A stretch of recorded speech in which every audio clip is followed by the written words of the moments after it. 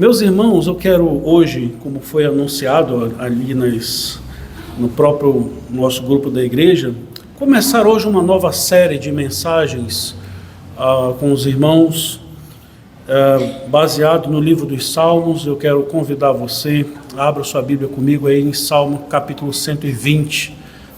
Livro dos Salmos, capítulo de número 120. Abra sua Bíblia aí. A partir de hoje nós vamos iniciar uma nova série de mensagens que tem por tema geral os Cânticos dos Peregrinos. E será uma longa caminhada essa peregrinação que daremos no livro dos Salmos, mas que começa pelo Salmo de número 120. Vamos ler a palavra de Deus que nos diz assim: Cântico de romagem. Na minha angústia clamo ao Senhor e Ele me ouve. Senhor, livra-me dos lábios mentirosos, da língua enganadora. Que te será dado ou que te será acrescentado, ó língua enganadora? Setas agudas do valente e brasas vivas de zimbro. Ai de mim que peregrino em Meseque e habito nas tendas de Quedar. Já há tempo demais que habito com os que odeiam a paz. Sou pela paz, quando, porém, eu falo, eles teimam pela guerra. Vamos orar, irmãos, mais uma vez, pedindo que o Senhor nos ilumine a mente e o coração. Deixe sua Bíblia aberta neste salmo aí, salmo de número 120. Senhor, nós nos encontramos mais uma vez diante da Tua palavra, suplicando a Tua graça, a Tua misericórdia sobre nós. Te pedimos, ó Deus, agora a iluminação do Teu santo e bendito Espírito, que de fato inspirou esta palavra e que Ele venha falar ao nosso coração, Senhor Deus, pela Tua palavra. Nós te rogamos, ó Deus, que Tu possas lançar luz sobre as trevas da nossa mente, do nosso coração, e te pedimos, Senhor Deus, desvenda os nossos olhos para que nós contemplemos as maravilhas da Tua lei, que é a Tua palavra. É assim que nós oramos em nome de Jesus. Amém. Queridos irmãos, eu creio que todos nós, como cidadãos brasileiros, fomos testemunhas e temos o conhecimento daquilo que aconteceu na última vergonhosa e famigerada festa de carnaval em nosso país. Nós sabemos que esta festa, por si só, já nos dá motivo de sobra para sermos brasileiros, porque isso é algo que envergonha o nosso país. De cultura não tem nada aquilo dali, exceto uma cultura apodrecida.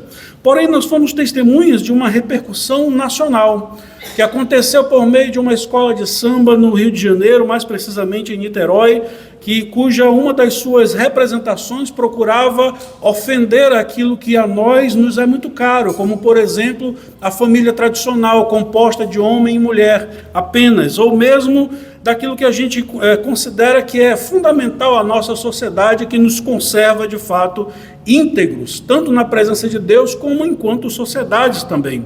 E entre as alas que estavam ali representadas, foram representados, por exemplo, os evangélicos, ou seja, falaram acerca de nós, cristãos evangélicos, como sendo pessoas representadas ali como enlatados em conserva. Todos nós tomamos conhecimento disso. Não estou falando aqui de algo que seja segredo para ninguém. E de fato, parece que o tiro saiu pela culatra, não é verdade? Porque o que se viu depois disso tudo foi um arrobo de manifestações favoráveis, dizendo, de fato, eu sou conservador, de fato eu sou a favor da família tradicional, de fato eu sou um cristão evangélico.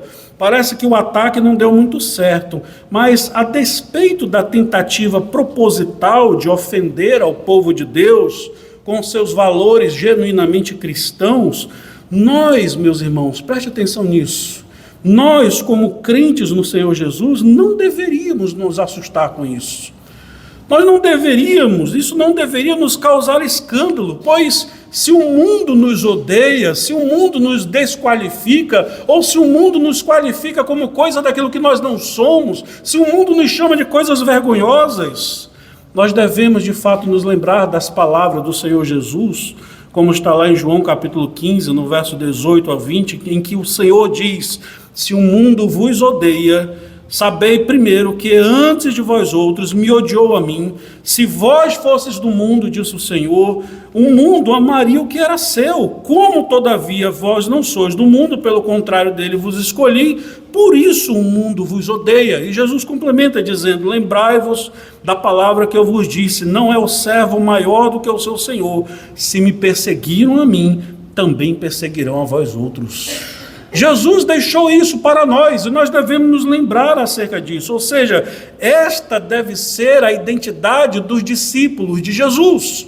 Esta deve ser a identidade do povo de Deus. E quando um mundo hostil se levanta contra o povo de Deus, usando das suas armas, das suas leis, da sua cultura, da sua língua venenosa e mentirosa, isso tudo deve nos lembrar pelo menos duas verdades, meus irmãos. Em primeiro lugar, nós não somos daqui, nós não pertencemos a este mundo. De fato, nós não nos enquadramos a este mundo que aí está. Por mais que dizem que é algo moderno, alguma coisa nesse sentido, isso não cabe no nosso pensamento. E em segundo lugar, nós não somente não somos daqui, mas ainda não estamos em nossa casa. Nós não estamos em nossa casa, por isso o mundo nos detesta. Por isso o mundo nos desqualifica, por isso o mundo nos classifica como aquilo que nós não somos e nos chama de coisas vergonhosas. Isso me faz lembrar do grande pregador, príncipe dos pregadores, Charles Spurgeon, em que ele lembrava aos irmãos daquele tempo o seguinte, nós somos o sal da terra e não o caramelo, o docinho deste mundo. Jesus nos chamou para sermos o sal da terra e não o docinho deste mundo. Não é para sermos palatáveis ao mundo. Não é para sermos agradáveis a este mundo. De fato, se o mundo nos odeia, é assim que deve ser. Nós, de fato, somos repugnantes ao mundo. Nós, de fato, somos repugnantes ao mundo, porque esta é a raiz da nossa identidade como estrangeiros e peregrinos nessa terra que aqui estamos. Faz parte exatamente da nossa identidade não nos enquadrarmos, não nos acostumarmos com os valores e a cultura do tempo presente. E este salmo que nós acabamos de ler, e não somente ele, mas esta série de mensagens que eu quero começar hoje com os irmãos, nos lembra exatamente disso. O Salmo 120, por exemplo, que está aí diante de nós, ele está inserido em um contexto maior dentro do livro dos Salmos.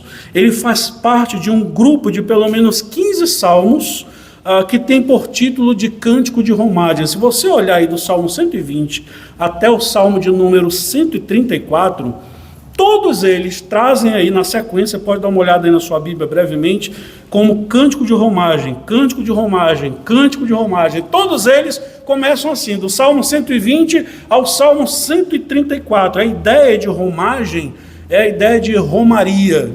É a ideia daquilo que nós culturalmente estamos acostumados a ver, aquele grupo de pessoas em romaria indo para algum lugar, isto é, isto significa dizer que estes salmos, eles eram usados pelos antigos hebreus, pelo antigo povo de Deus, como enquanto eles iam para Jerusalém para cultuar ao Senhor. Hebreus que vinham de todas as partes do mundo, em períodos do ano específicos, para celebrar festas específicas, como da Páscoa, de Pentecostes ou a festa de Tabernáculos. Judeus que estavam espalhados na dispersão do mundo, eles vinham de toda a parte do mundo e iam a Jerusalém, encaminhada em romaria, louvando ao Senhor, cantando ao Senhor, preparando-se para o encontro com Deus. Por isso esses salmos têm esses nomes, Cântico de Romagem, porque eles eram utilizados nessas ocasiões. Esses salmos também são conhecidos como também Cântico dos Degraus. Os judeus também classificam este salmo como Cântico dos Degraus, ou mesmo também você pode encontrar aí como também Cântico das Subidas. Cântico das Subidas, eu acho que é o que se enquadra melhor aqui dentro do texto hebraico original, né? Porque no hebraico é o Shir HaMaalot, que é a ideia de o Cântico das Subidas, isto por causa da geografia de Jerusalém. Geralmente, imagina, o povo de Deus vinha caminhando, depois eles desciam o vale, como o Vale do Cedron, e depois eles subiam na direção de Jerusalém. É exatamente uma subida, a topografia é assim até hoje lá em Jerusalém, eles sobem, porque Jerusalém está edificada sobre um monte, que é o Monte Sião. Lá em cima, eles então se encontravam ali para adorar a Deus no santuário. Por isso que era chamado também de Cântico das Subidas. O fato é que todos estes salmos que eram utilizados pelo povo de Deus para louvar ao Senhor enquanto eles iam de romaria ou de romagem até Jerusalém, nos faz lembrar, serve para nos lembrar a nossa identidade mais básica, irmãos, como povo de Deus em todos os tempos. Nós somos peregrinos sobre a terra. Nós somos caminhantes sobre a terra. E se somos peregrinos sobre a terra, nós não estamos em casa. Nós não chegamos em casa e temos que arcar com as consequências de estarmos no estrangeiro, de estarmos longe da nossa casa, porque essa é a nossa identidade, porque foi assim desde os primeiros patriarcas. Eles já eram chamados dessa forma. Nestes salmos, meus irmãos, nós encontramos também expressos as orações, os desejos, as alegrias e os temores dos crentes que caminham sobre a terra, aguardando o novo céu e a nova terra, caminhando para a nova Jerusalém, aguardando o glorioso dia em que eles chegarão até este lugar. Enquanto não chegamos em casa, vamos louvando ao Senhor. Enquanto não chegamos ao nosso destino, vamos adorando a Deus, na esperança, na expectativa, desejosos de chegar naquele lugar.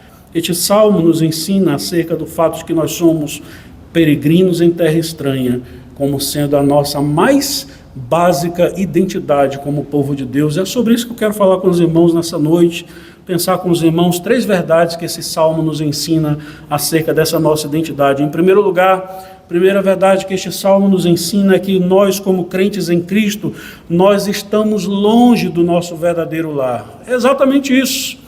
Nós estamos longe do nosso verdadeiro lar, porque o Salmo 120 é a oração e o clamor de um estrangeiro que está muito longe da sua casa. Olha o que o salmista diz aí, olha de novo aí comigo o verso 5 e o verso 6. O salmista ele diz assim: ai de mim, que peregrino em Meseque, e habito nas tendas de Quedar, já há tempo demais que habito com os que odeiam a paz. A expressão deste salmo, como está aí, por exemplo, no verso 1, é um clamor angustiante de alguém que está longe da sua terra. Ele diz aí que ele habita em Meseque e em Quedar, como diz aí o verso de número 5. É muito interessante, irmão, porque esses são 2 lugares que estão muito distantes um do outro. Meseque e Quedar são 2 pontos extremos. Um ficava na antiga Síria, que hoje é a atual Turquia, que é Meseque, e o segundo ficava nas regiões da Arábia, ou na antiga região da Babilônia. E são 2 lugares extremos um do outro, que por sua vez, ambos estão geograficamente muito longe de Jerusalém. É assim que o salmista se vê. Eu estou longe da minha terra, eu estou longe do meu destino, eu estou longe de onde eu gostaria de estar. Meus irmãos, essa é a identidade do povo de Deus desde sempre. Quando nós olhamos para a história do patriarca Abraão, nós sabemos a história do velho patriarca, em que o Senhor Deus aparece a ele em Gênesis capítulo 12, no verso 1, e ele é chamado pelo Senhor, dizendo, o Senhor diz, olha, sai da tua terra e da tua parentela e vai para o lugar que eu te mostrarei. Abraão então passou a ser um peregrino sobre a terra, caminhando de lugar em lugar, sem ter um lugar próprio, crendo na promessa que Deus lhe fizera. E como diz o autor de Hebreus, ele morreu sem ver a promessa, porque ele contemplava a terra celestial, a cidade que tem fundamentos, edificada pelo Senhor. Da mesma forma, seus parentes ou seus filhos que vieram após ele, como Isaac e Jacó, também se viam como também peregrinos. Eu acho interessante lá no livro de Gênesis, capítulo 47, no verso 9, por exemplo, quando Jacó já está no final da sua vida, no final da sua jornada, como ele se vê ali quando o faraó pergunta a ele, o faraó chega com Jacó e pergunta, qual é a sua idade? Aliás, quantos anos você tem? É interessante que Jacó responde da seguinte maneira: os dias dos anos das minhas peregrinações são 130 anos. Poucos e maus foram os dias dos anos da minha vida, e não chegaram aos dias dos anos de vida dos meus pais, nos dias das suas peregrinações. Jacó ele se coloca assim: os anos das minhas peregrinações são 180 anos. Meus pais viveram mais do que eu e também eram peregrinos como eu. O Senhor Deus, irmãos, quando ele aparece ao patriarca Abraão, ele fala algo muito interessante em Gênesis capítulo 15, no verso 13, por exemplo. Deixa só o mal educado passar, né? Senão fica difícil, né? Mas o Senhor Deus, ele disse ao patriarca Abraão, lá em Gênesis capítulo 15, no verso 13, falando acerca dos seus descendentes que viriam depois dele. Ele disse o seguinte: sabe com certeza que a tua posteridade será peregrina em terra alheia e será reduzida à escravidão e será afligida por 400 anos. Deus falou isso a Abraão. A tua descendência, os seus descendentes, Abraão, serão peregrinos sobre a terra. E já na ótica do Novo Testamento, o apóstolo Pedro escreve a uma igreja, lá em 1 Pedro capítulo 1, no verso 1 e no capítulo 2, verso 11, Pedro chama os crentes daquela igreja para que ele está escrevendo de peregrinos e forasteiros da dispersão. É assim que ele chama os crentes. Ou seja, meus irmãos, essa é a nossa identidade mais básica.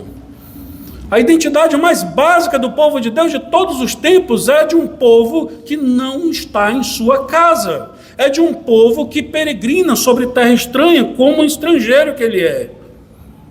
Porém, o maior dos peregrinos, o maior dos estrangeiros é aquele que deixou a sua glória.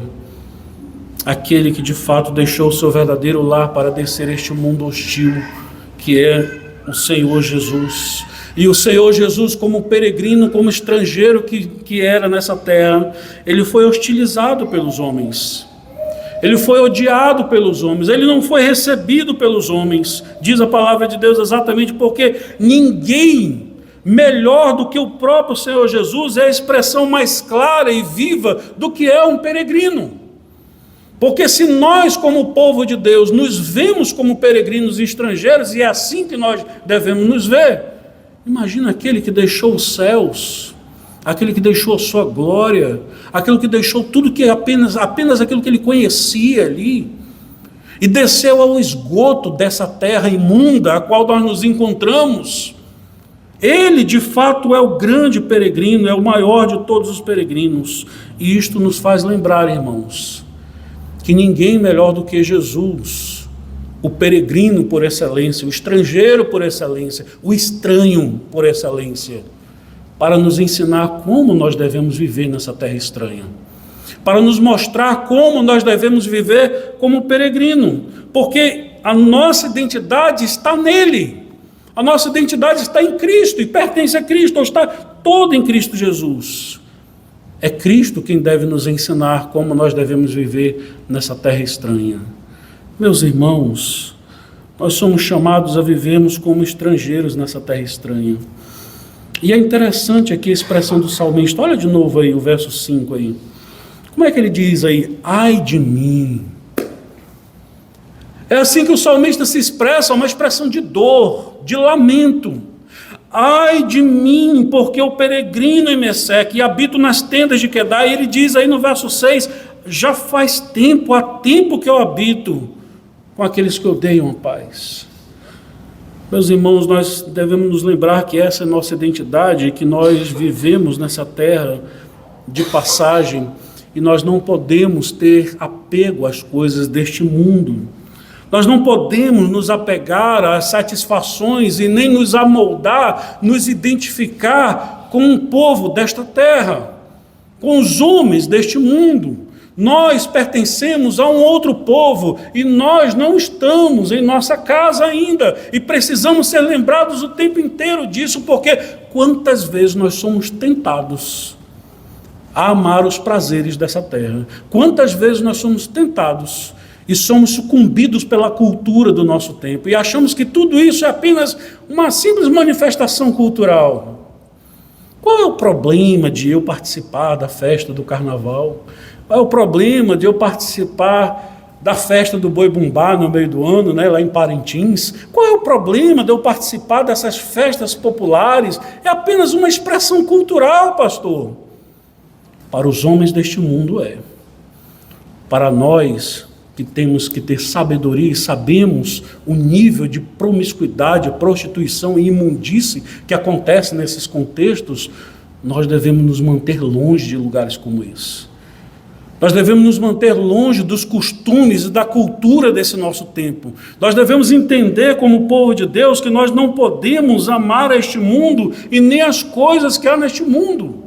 O Senhor Jesus, quando Ele chama o seu povo para si, ou quando Ele forma os seus discípulos, Ele os chama para fora do mundo. Nós estamos no mundo, mas não pertencemos a Ele. E nem devemos nos acostumar com as coisas deste mundo. Existe uma tragédia que pode acontecer na vida de uma pessoa que se diga crente no Senhor. Ele se acostumar ou se conformar às coisas deste mundo, estar confortável com as coisas deste mundo. Eu não sei você, mas eu particularmente anseio pelo dia de sair deste mundo, porque de fato, meus irmãos, não há praticamente nada que se possa tirar quase de proveito nessa terra, porque tudo está contaminado e eivado do pecado. E se você não consegue enxergar isso, reveja o seu coração se de fato você é crente. Se de fato você é crente. Eu não estou falando com isso que nós desejamos, então, eu vou tirar minha própria vida por causa disso. Não, não se trata de uma tolice como essa. Mas se trata do fato de você olhar pela lente das Escrituras, da palavra de Deus, que é a verdade, e ver que tudo ao redor deste mundo é mentira. Que tudo ao redor deste mundo é passageiro, que tudo ao redor deste mundo está apodrecido. E você, ao perceber isso, você vai dizer, a única explicação que eu tenho para trazer, como dizia C.S. Lewis, é que eu não fui feito para esta terra. Eu devo pertencer a um outro mundo. Quando você chegar a este nível de todo o coração, você vai encontrar a sua identidade como povo de Deus. Porque era isso que o salmista estava expressando aqui. Ai de mim, porque eu habito em Meseque. Ai de mim, porque eu estou no meio de um povo estranho. Ai de mim, porque eu estou no meio de um contexto, de um mundo que não é o contexto de um mundo que eu gostaria. Ai de mim, porque de fato ele não está confortável no contexto onde ele está. Mas ele deseja ir para Jerusalém. Ele deseja encontrar-se com seus irmãos. Ele está caminhando para lá. O peregrino está caminhando para lá. E ele deseja, os outros salmos que virão depois, expressam de maneira mais clara esse desejo do peregrino. Mas este salmo nos ensina também uma segunda verdade a respeito disso, a respeito desse peregrino. Em segundo lugar, meus irmãos, e que também nos fala muito ao nosso coração, segunda verdade que esse salmo nos ensina é que, como peregrinos, os verdadeiros crentes, guarde bem isso, como peregrinos que somos, os verdadeiros crentes, eles são detestados pelos homens deste mundo, é claro. Os verdadeiros crentes, eles são detestados pelos homens deste mundo. O salmista, ele expressa isso também. Como um estrangeiro e como um peregrino em terra estranha, ele se vê confrontado pelas mentiras dos homens aonde ele está inserido. Nós encontramos isso, por exemplo, aí no verso 2 até o verso 4. Olha aí comigo o verso 2 ao verso 4. Ele diz o seguinte no verso 2 até o verso 4. Senhor, livra-me dos lábios mentirosos, da língua enganadora. Que te será dado, ou que te será acrescentado, ó língua enganadora, setas agudas do valente e brasas vivas de zimbro? O salmista, ele se vê confrontado pelas mentiras dos homens onde ele está. Olha, meus irmãos, há muito o que dizer aqui. Nós poderíamos falar bastante coisa a respeito disso, porque uma vez que o salmista está no meio dos filhos deste mundo, os filhos deste mundo caído, que são filhos do diabo, sim, uma vez que Satanás, como diz o Senhor Jesus, é o pai da mentira, é natural que eles pratiquem e amem a mentira. É natural, então, que as suas palavras contra o povo de Deus, contra o peregrino, contra aquele que não se enquadra ao contexto deste mundo, ele receba muitas falsas acusações.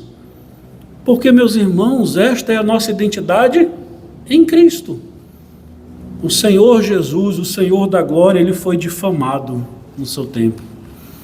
Ele foi detestado pelos homens, ele foi caluniado. Chamaram ao Senhor Jesus de embusteiro, isto é, de mentiroso, impostor. Chamaram ao Senhor Jesus de endemoniado, de Beelzebu. Chamaram ao Senhor Jesus de muitas coisas. Cristo foi rejeitado por todos da sua época, pelos seus contemporâneos, pela maioria dos judeus ali. Como diz a Escritura, veio para o que era o seu, mas os seus não o receberam. Jesus foi rejeitado e foi taxado de muitas coisas falsas e mentirosas. A maior expressão da rejeição dos homens ao Senhor Jesus não é outra coisa senão a cruz de Cristo. Na cruz nós encontramos o Filho de Deus sendo rejeitado pelos homens. Ao mesmo tempo que o Senhor cumpria o grande propósito de Deus em nos salvar na cruz do Calvário, nós encontramos o Senhor sendo rejeitado pelos homens. Morreu como o pior dos facínoras, de maneira que os homens passavam ao ver o Senhor crucificado e zombavam dele. Não era você que se dizia ser o Filho de Deus? Se tu és o Cristo, então desce da cruz, para que nós creiamos em ti. Os homens zombaram do Senhor Jesus, zombaram durante a sua vida, zombaram na hora da sua morte. Eram lábios mentirosos, falsos, caluniadores, que o Senhor Jesus lidava o tempo inteiro com isso. E aí o Senhor Jesus ele faz um alerta aos seus discípulos. O que está lá em Mateus capítulo 5? Vamos ler lá? Voltar lá ao texto que nós lemos durante o culto. Em Mateus capítulo 5 nós encontramos lá o que o Senhor Jesus falou e lembrou aos seus discípulos ali. Por exemplo, nos versículos de número 10 a 12, Mateus 5, versos de 10 a 12, Jesus disse isso aos seus discípulos e que vale para nós hoje também. Bem-aventurados os perseguidos por causa da justiça, porque deles é o reino dos céus. Bem-aventurados sois quando por minha causa vos injuriarem e vos perseguirem e o quê? Mentindo, disserem todo mal contra vós. Jesus disse, regozijai-vos e exultai, porque é grande o vosso galardão nos céus, pois assim perseguiram os profetas que vieram antes, ou que viveram antes de vós. Ainda em Mateus capítulo 10, por exemplo, ali, capítulo 10, versos 24 e 25, Mateus capítulo 10, verso 24 e 25, Jesus deixa bem claro também aos seus discípulos o seguinte. Jesus disse, o discípulo não está acima do seu mestre, e nem o servo acima do seu senhor. Basta ao discípulo ser como seu mestre e ao servo como seu senhor. Ele diz o quê? Se chamaram Beelzebu, isto é, diabo mesmo, né? Satanás. Se chamaram de diabo, de Satanás ao dono da casa, que é o próprio Senhor Jesus, quanto mais aos seus domésticos. Em outras palavras, Jesus está dizendo, não se espantem com isso. Me xingaram de toda sorte, me caluniaram, me difamaram de toda maneira. Isso vai acontecer com vocês também, não se espantem com isso. E voltando ao nosso salmo, não é assim que o salmista expressa isso? Ele começa aí no verso 2 dizendo, Senhor, livra-me dos lábios mentirosos e da língua enganadora. E ele vai dizer assim, ele faz uma indagação no verso 3 do Salmo 120. Que te será dado, ou que te será acrescentado, ó língua enganadora? Setas agudas do valente, brasas vivas de zimbro. Existem pelo menos duas possibilidades aqui, ao menos dois sentidos possíveis para esta expressão aqui do verso 4, por exemplo. Talvez o salmista se refere à própria língua dos homens perversos, que são como setas agudas, ou seja, como setas venenosas e brasas ardentes. Ele usa a expressão brasas vivas de zimbro. Zimbro era um tipo de madeira muito dura que quando virava carvão para apagar era difícil. Era muito difícil. Ele usa essa expressão que talvez a língua desses homens maus era exatamente assim. Línguas mortíferas, mortais, línguas destruidoras. É interessante que no Salmo 64, se você voltar um pouquinho aí comigo, aí, no Salmo 64, se você puder voltar aí comigo, eu costumo dizer que textos pequenos a gente tem que ler muitos outros textos para entender esses textos pequenos. Salmo 64, por exemplo, no verso de número 2 a 4, nós encontramos uma expressão muito semelhante aí. Ele diz assim no Salmo 64, verso 2 a 4, esconde-me da conspiração dos malfeitores e do tumulto dos que praticam a iniquidade, os quais afiam a língua como espada e apontam quais flechas, palavras amargas, para as ocultas atingirem o íntegro, contra eles disparam repentinamente e não temem.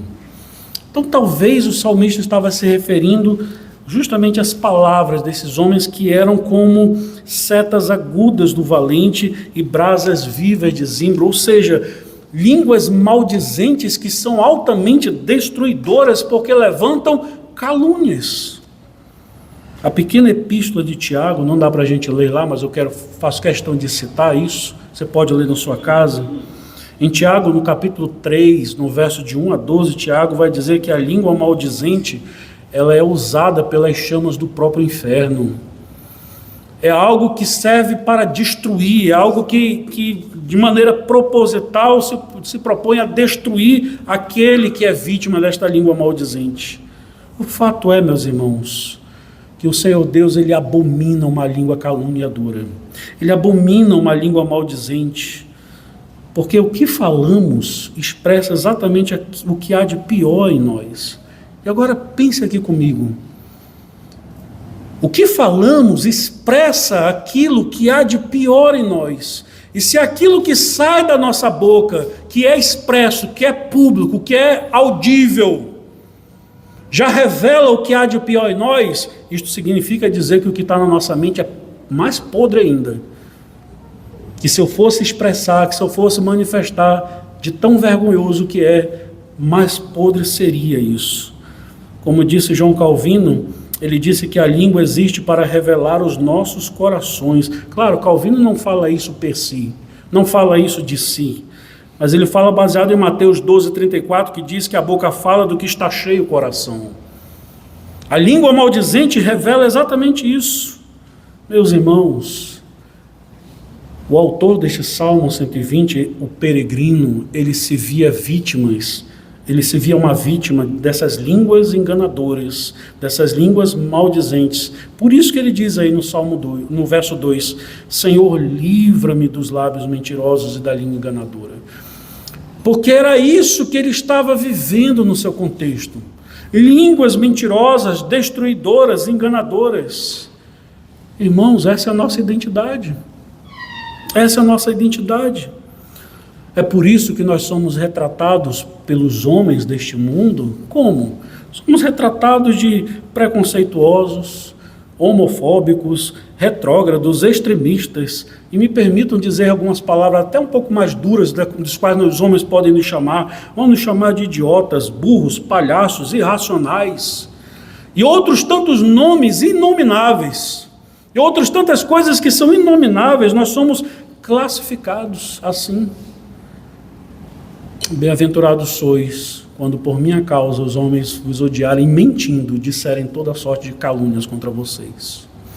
Jesus disse isso. Bem-aventurados quando o mundo odiar vocês. Bem-aventurados quando o mundo levantar língua, falar palavras mentirosas, acusarem vocês de coisas que vocês não são, por minha causa. Que foi o que foi representado, no último carnaval aí que eu me referi. Bem-aventurados são quando o mundo se levantar contra vocês. Irmãos, eu já disse isso tantas vezes.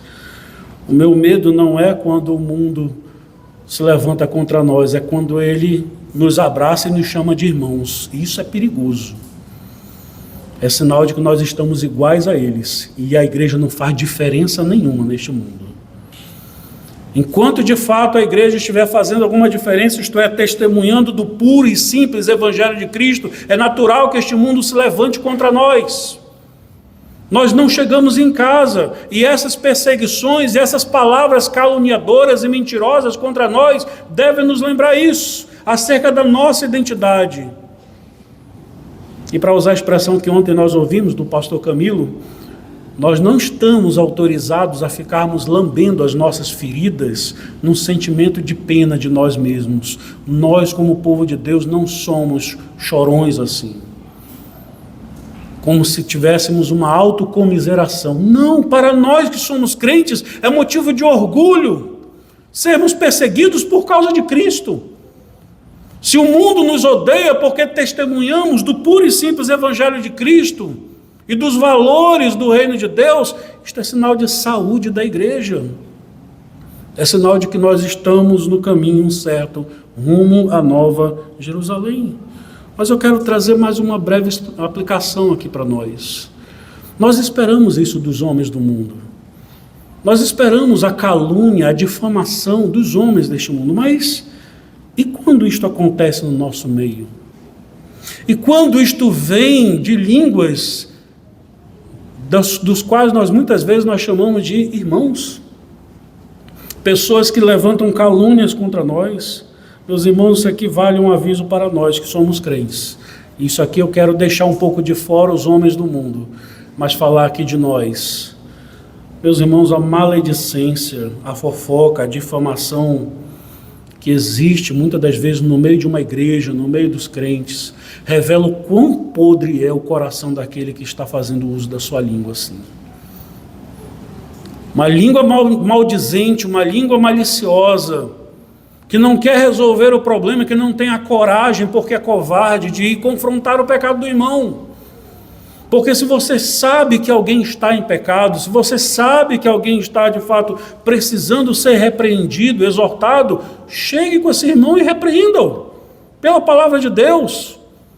Não leve isso a ninguém, exceto a quem de fato vai tratar. Mas se você está a serviço de Satanás e do diabo, ou do diabo, você com certeza vai falar para um, falar para o outro, e não vai querer resolver o problema. Nós conhecemos o texto de Provérbios 6, mas a gente tem que ler de novo. Vamos ler lá Provérbios capítulo 6?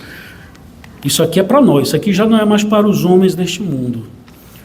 Provérbios capítulo 6, nós conhecemos muito bem essa passagem a partir do verso de número 16. Provérbios 6,16, nós conhecemos isso.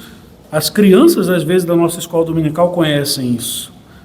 6 coisas o Senhor aborrece, a 7ª sua alma abomina: olhos altivos, língua mentirosa, mãos que derramam sangue inocente, coração que trama projetos iníquos, pés que se apressam a correr para o mal, testemunha falsa que profere mentiras, e o que semeia contendas entre irmãos.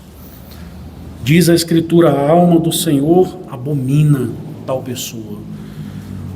Se nós nos dizemos crentes, por que nós agimos como os homens deste mundo? Meus irmãos, deixem que os homens deste mundo nos caluniem. Deixem que os homens deste mundo falem mal de nós. Porque de fato eles são filhos do diabo e eles são mentirosos, porque o pai da mentira é o pai deles. Nós, como povo de Deus, não podemos aceitar coisas desse tipo no nosso meio. Língua caluniadora, língua de víbora, pessoas que carregam veneno na sua boca com o intuito de machucar, maldizer, difamar aqueles a quem nós chamamos de irmãos.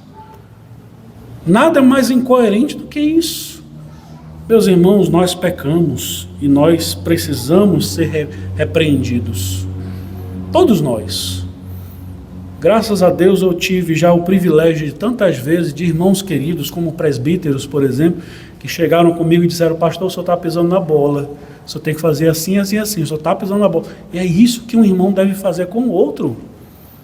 E não ficar falando, seja lá o que for. Fiquem calmos, irmãos, por favor, isso aqui não é recado para ninguém, tá? Isso é tratamento no coração nosso que a gente precisa ouvir o tempo inteiro. Mas a pergunta é: como é que nós lidamos com a língua caluniadora? Seja dos homens deste mundo, ou seja daqueles que muitas vezes se apresentam como falsos irmãos por meio da sua língua. O salmista nos ensina como é que se lida com a língua caluniadora. Volta lá para o Salmo 120. O verso de número 7 nos mostra exatamente como é que o salmista ele lidou com a língua caluniadora. Ele diz aí: eu sou pela paz. Quando, porém, eu falo, eles teimam pela guerra. Eu sou pela paz. Os filhos de Deus, em Mateus capítulo 5, verso 9, eles são chamados de pacificadores. Nós lemos isso. Bem-aventurados são os pacificadores, porque eles serão chamados de filhos de Deus. E nós devemos seguir o exemplo de Jesus aqui também. sendo ele o peregrino, o estrangeiro, que foi perseguido, que foi caluniado, que foi detestado pelos seus da sua geração. Nós encontramos em Jesus o exemplo que nós devemos tomar quando as línguas caluniadoras se voltarem contra nós. Eu poderia elencar aqui vários exemplos que o Senhor Jesus ele toma ali, mas eu acho que um dos melhores exemplos que ele nos dá acerca de como Jesus lidou com isso, eu queria que você abrisse comigo lá em 1 Pedro, capítulo de número 3. Olha lá, Pedro nos dá esse exemplo. Eu vou dar um tempo aí para os irmãos. Primeira epístola de Pedro, vamos devagar aí, né? Eu sei que hoje a gente está lendo bastante texto, né? Primeira epístola de Pedro, lá no finalzinho da Escritura, lá no final do Novo Testamento. Primeira epístola de Pedro, capítulo de número 3, Pedro nos diz como é que o Senhor Jesus reagiu aos seus inimigos. Está aí a partir do verso de número 13. Eu quero ler do verso 13 ao 17. Olha o que diz a palavra de Deus aí. Ora, quem é que vos há de maltratar se fordes zelosos do que é bom? Mas ainda que venhais a sofrer por causa da justiça, bem-aventurados sois. Parece que Pedro leu Mateus 5, né? Mas ainda que venhais a sofrer por causa da justiça, bem-aventurados sois. Não vos amedronteis, portanto, com as suas ameaças, nem fiqueis alarmados. Antes, santificai a Cristo como Senhor em vosso coração, estando sempre preparados para responder a todo aquele que vos pedir a razão da esperança que é em vós, fazendo-o todavia como? Com mansidão e temor, com boa consciência, de modo que naquilo em que falam contra vós outros, fiquem envergonhados os que difamam o vosso bom procedimento em Cristo, porque se for da vontade de Deus, é melhor que sofrais por praticardes o que é bom, do que praticando o mal. O verso 16, ele diz aí de maneira bem clara, que nós devemos responder com toda mansidão, temor, com boa consciência, de modo que naquilo que falam contra vocês, fiquem envergonhados os que difamam o vosso bom procedimento em Cristo. É exatamente assim que Cristo agiu. E muitas das vezes nós encontramos o Senhor em silêncio, para não dar margem àquilo que os homens poderiam falar, de falsas acusações. Irmãos, é aqui que nós somos testados e é aqui que nós falhamos. Qual é a nossa tendência natural e carnal, né? É reagirmos com palavras da mesma estatura daquele que está difamando contra nós. É nós pagarmos na mesma moeda. É nós tentarmos, entre aspas, nos defender com palavras mais duras ainda. E não é assim que o Senhor Jesus nos ensina. Isto eu preciso aprender e todos nós precisamos aprender, porque é natural que nós venhamos a reagir de maneira violenta contra as palavras que se levantam contra nós. Muitas das vezes é melhor guardarmos silêncio para não dar vez ou margem àquilo que o diabo tem para nos acusar. Para que daquilo que eles falam contra nós, eles fiquem envergonhados, porque nós sabemos qual é a verdade. É assim que nós devemos agir, e é assim que o salmista agia. Por isso que ele diz aí no verso 7 do Salmo 120, eu sou pela paz, quando porém eu falo, eles temam pela guerra. Como filho de Deus, ele era pela paz. Essa é a consequência de se viver no meio de homens caluniadores. Mas há uma terceira e última verdade que o salmista nos fala aqui, como peregrino e estrangeiro que ele é, e que nos faz lembrar essa verdade. Em terceiro e último lugar, irmãos, precisamos e somos lembrados pela palavra de Deus que, como peregrinos e estrangeiros neste mundo, nós devemos buscar ao Senhor em oração nas horas de angústia. Observe que o Salmo 120, ele começa com o clamor do peregrino. Ele diz aí no verso 1, logo, diz assim, na minha angústia, clamo ao Senhor e Ele me ouve. É assim que o Salmo começa. Ora, meus irmãos, é por isso que muitos especialistas classificam este Salmo como sendo um Salmo de lamentação. E de fato, é isso que nós encontramos ao longo de todo o Salmo 120, e a razão do clamor deste salmista é exatamente tudo aquilo que já falamos até aqui. Ele está longe do seu lar, ele habita no meio de um povo estranho, ele olha para o mundo e o contexto ao seu redor, tudo lhe é estranho. ele deseja ir para a sua casa, ele deseja ir para Jerusalém, ele habita no meio de um povo hostil, que fala contra ele, que abre a boca contra ele, que o detesta e deixa isso muito claro.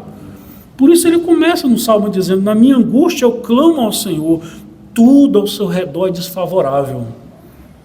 Tudo ao seu redor é desfavorável. Aqui nós temos um homem que de fato vive num mundo de cardos e abrolhos, plantas espiosas, para usar o contexto de Gênesis 3.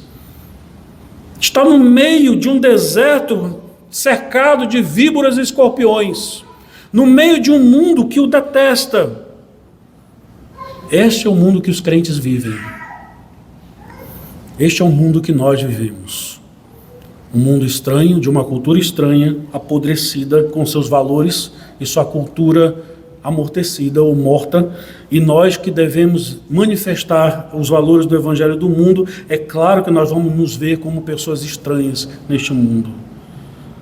E eles fazem o que diante da angústia, diante do sofrimento desse contexto? Eles oram, eles clamam ao Senhor, eles levantam a sua voz ao Senhor e clamam no momento da angústia. Mas é interessante, irmãos, que a oração para este peregrino não é um exercício religioso, não é algo que ele faz como uma espécie de mantra que se repete para trazer uma falsa esperança ou trazer uma quietude a uma mente perturbada. Não! Diz o nosso texto de maneira bem clara que ele clama ao Senhor e o Senhor o responde. Há um diálogo aqui. Ele não faz a oração como as pessoas dizem: eu fui orar, eu me senti bem depois que eu orei. Não, não é isso. Não é um exercício religioso. Ele fala com o Senhor e ele aguarda a resposta do Senhor, e de fato o Senhor lhe responde, porque é assim que os crentes angustiados fazem na hora da sua angústia. Eles oram ao Senhor e eles esperam uma resposta do Senhor, e o Senhor de fato responde àqueles que clamam a Ele. O Salmo 40, no verso 1, o salmista vai dizer: eu esperei confiantemente pelo Senhor, e Ele se inclinou para mim e me ouviu quando eu clamei por socorro. Meus irmãos, no momento mais difícil da sua existência sobre a terra, nós encontramos o Senhor Jesus lá no jardim do Getsêmani, em profunda angústia e agonia. E o que ele está fazendo lá? Clamando ao seu Pai, orando ao Senhor. E não somente nesse momento, mas o que mais nós encontramos nas Escrituras é o Deus encarnado, o Filho de Deus, o eterno Verbo encarnado, buscando ao seu Pai em oração. O único que talvez nem precisaria orar, sendo ele o próprio Deus, ele orava, ele buscava ao Senhor. E mesmo quando ele se viu em grande agonia, ele não deixou de clamar ao Senhor.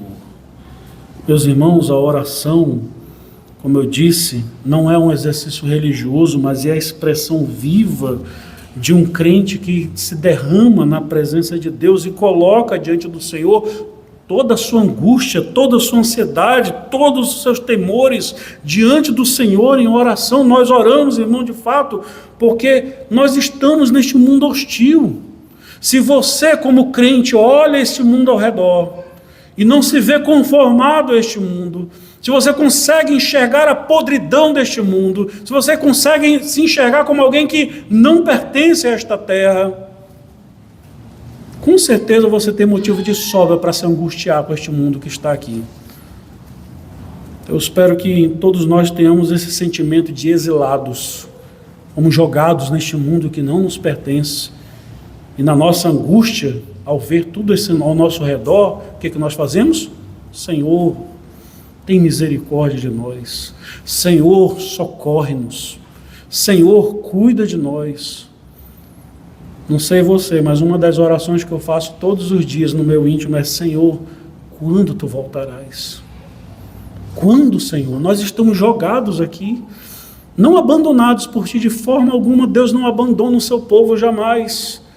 Mas o desejo de ir para Nova Jerusalém é muito grande.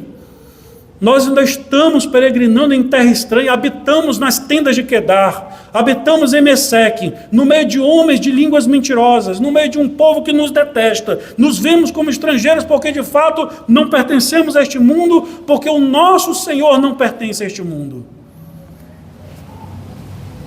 A caminhada dos peregrinos, meus irmãos, é no deserto, no meio de serpentes venenosas e escorpiões. É dores por todos os lados. Nós oramos porque ainda não chegamos em casa. Enquanto nós caminhamos, nós devemos orar, irmãos, até o dia em que a oração não será mais necessária, que é quando nós o veremos face a face. E aí ninguém vai mais orar, nós veremos como Ele é. É para lá que nós estamos caminhando e essa é a nossa esperança. Mas enquanto não chegamos lá, na minha angústia, clamo ao Senhor e Ele me ouve. Devemos orar crendo que o Senhor ouve as nossas orações. Devemos orar na certeza de que o Senhor Ele vem ao nosso socorro. Devemos orar na plena convicção de que Deus Ele não abandonou o seu povo. Ele está conosco ainda, irmãos, e estará até o fim. Nessa caminhada nós não estamos sozinhos, Ele está conosco, Ele caminha junto conosco. E eu quero concluir esta mensagem dizendo o seguinte: a caminhada neste mundo, irmãos, é a nossa peregrinação. Nosso tempo deve ser, o nosso desejo, melhor dizendo, deve ser o de chegarmos à Nova Jerusalém. Não sabemos quanto tempo ainda temos de peregrinação. Muitos de nossos irmãos já estão lá, na Nova Jerusalém. Já estão desfrutando da casa que nós, como crentes, devemos tanto desejar. Se você é um crente no Senhor Jesus, eu tenho certeza que você se vê assim. E é assim que nós devemos nos ver como crentes. Desejosos por chegar no novo céu e na nova terra.